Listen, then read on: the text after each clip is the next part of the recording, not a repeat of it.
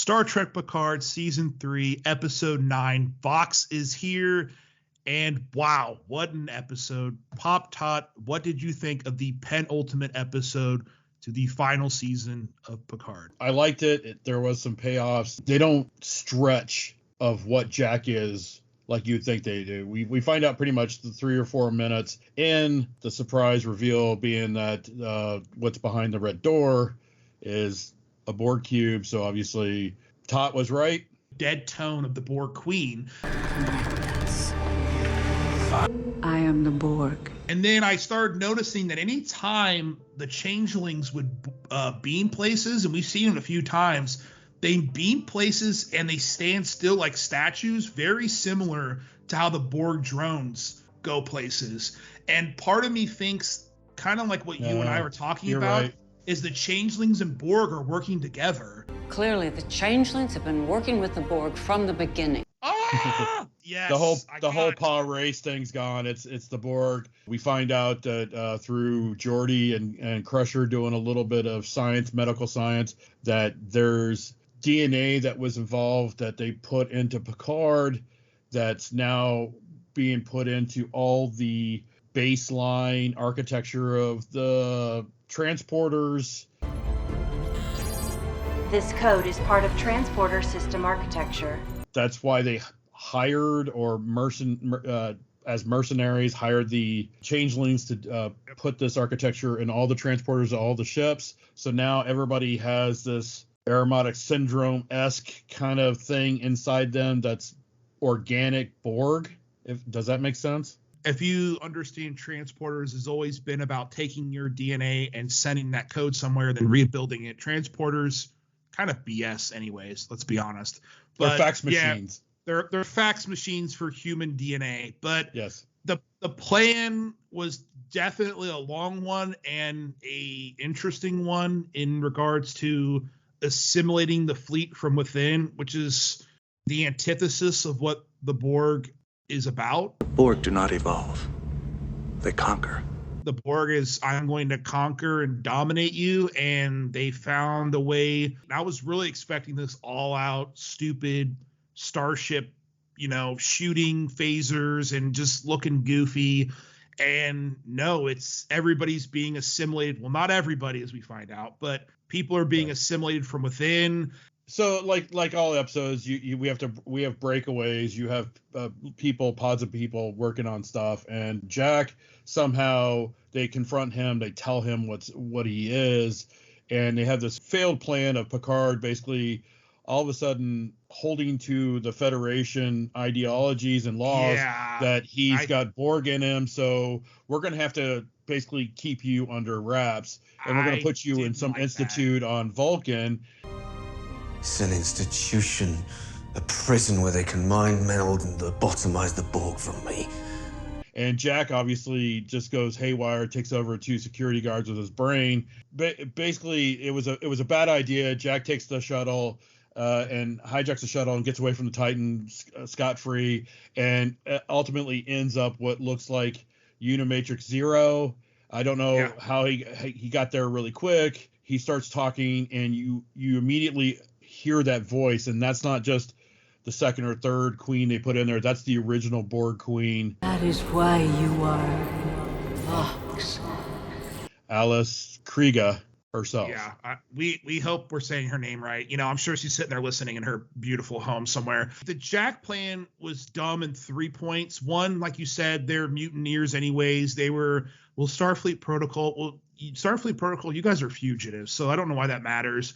2, Jack has always, at least from what we understand of him, been a loose cannon. So pressing him like they did was not very smart, especially when he has the abilities he has. That was dumb. An unmitigated disaster. And then he got into the shuttle and then drove down the street to where the Borg were just chilling. And I was just like, at least so when Voyager ran into the Borg, they were in the Delta Quadrant, far away from everybody. There's actually a distance reference in this episode. They ask how far away they are from the Sol system, and she said, "How much longer?" We'll reach sector 001 in less than 1 hour, sir. And it's like, wait, it took him like minutes to get where he was going. Right.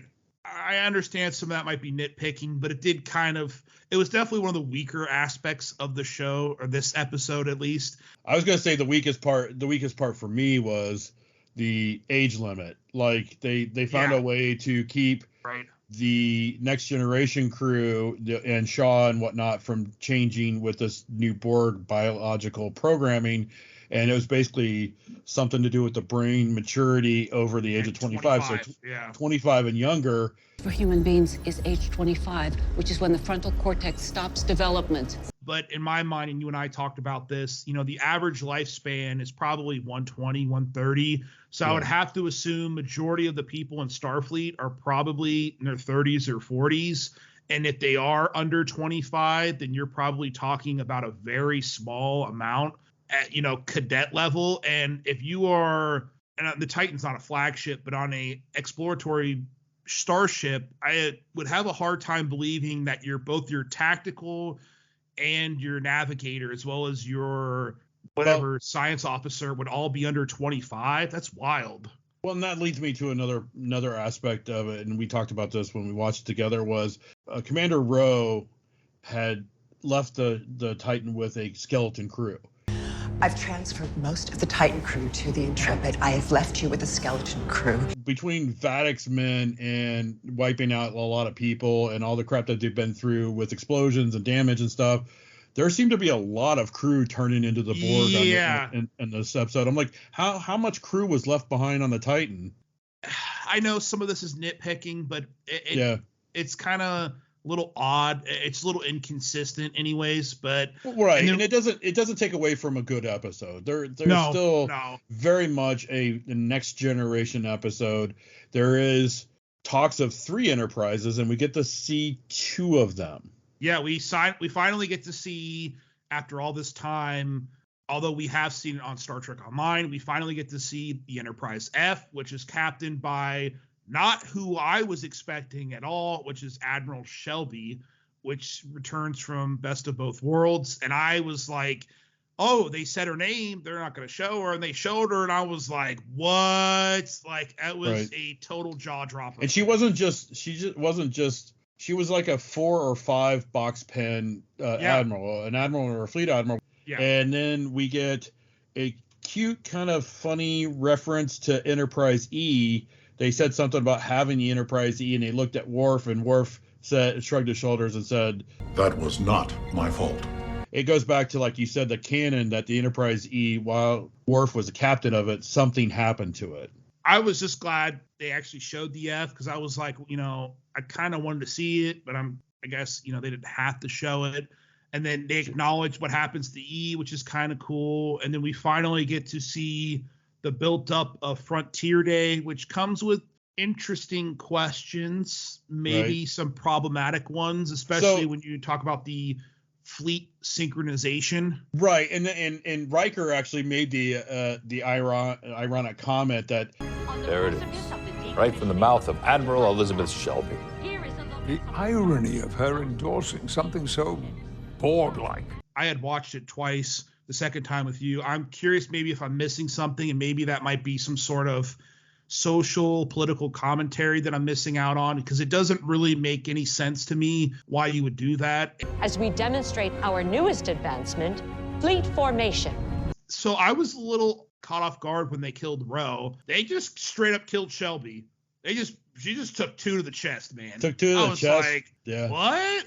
And it was like, they didn't even get the banter. Like, Picard had just gotten a hold of her. And she stood up and was like, what's going on? And all of a sudden, her crew turned against her, and you saw 2 to the chest before the screen went blank. Yeah, which leads to another sad, disappointing element I wasn't expecting, which is losing Captain Liam Shaw. I told you when we watched him die, I do not think anybody intended for Shaw to be as popular as he was. Probably and part of me feels like that is something 3 or 4 episodes in, they're like, shit. They left a little bit of a parachute in that scene. Obviously, Shaw, Seven, Rafi, and the Next Generation crew are trying to get away to a shuttle, and there's Borg turn, security shooting him. Shaw gets shot. Rafi and Seven stay with Shaw as he's passing, and the Next Generation crew gets on the shuttle and goes away. There was a cute moment where he said, It's not my ship anymore. It's yours. Miss Todd actually brought up, and I'll give her the credit, that she thought it would be poetic and narrative irony if he was revitalized via Borg and Seven saved him somehow. And I was like, well, it's kind of silly. And I'm like, wait a minute. Our lead character, Picard, is in an android body. Yes. The second lead character has died 2 times now. Yeah, sure. Why not? The whole season has kind of been narrative poetry, but was layered the most was Shaw's hatred towards the Borg. Not to old friends, former ex-Borg. The only Borg so deadly. They gave him a goddamn name. All right, that's enough. No. That is why you are Vox. And nothing would be better than him being saved by the Borg somehow. You have the con. 709. Why don't you tell me where did the Next Generation crew in the shuttle, where did they go? What's the big reveal there? So I did not expect this at all, and even though I really should have, but they end up going back to the Fleet Museum, and it is revealed that Geordi over the last 20 years has salvaged, and we get to see the Enterprise D once again for the first time in 30 years, and in a mind-blowing, nostalgia driven to the point I was emotional. I just could not believe it.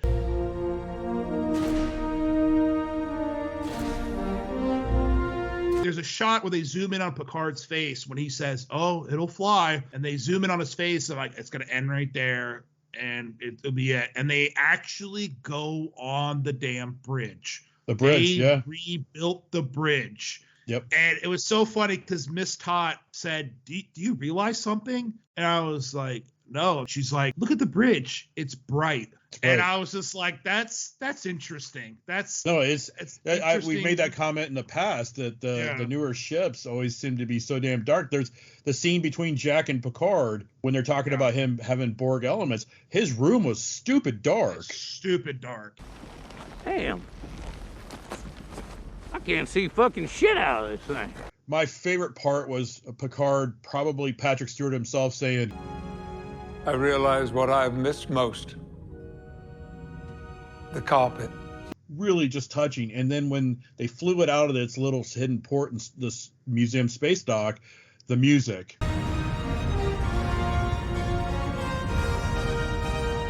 Wow. Yeah. Oh my God! Wow! Just gorgeous. Blew me away. Isa.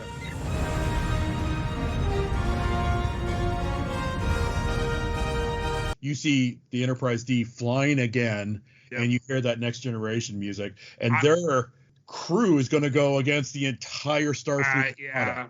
I liked it because pretty apparent that Terry's a huge fan, and he's talked about it himself, of Battlestar Galactica, and they mention how the Enterprise D is more analog than the newer starships, which is a huge reference to Battlestar Galactica. Older, analog. Antiquated to modern eyes, like phones with cords, awkward manual valves, computers that, well, barely deserve the name. Positive. You're looking at the last functional ship in the fleet not tied to the system.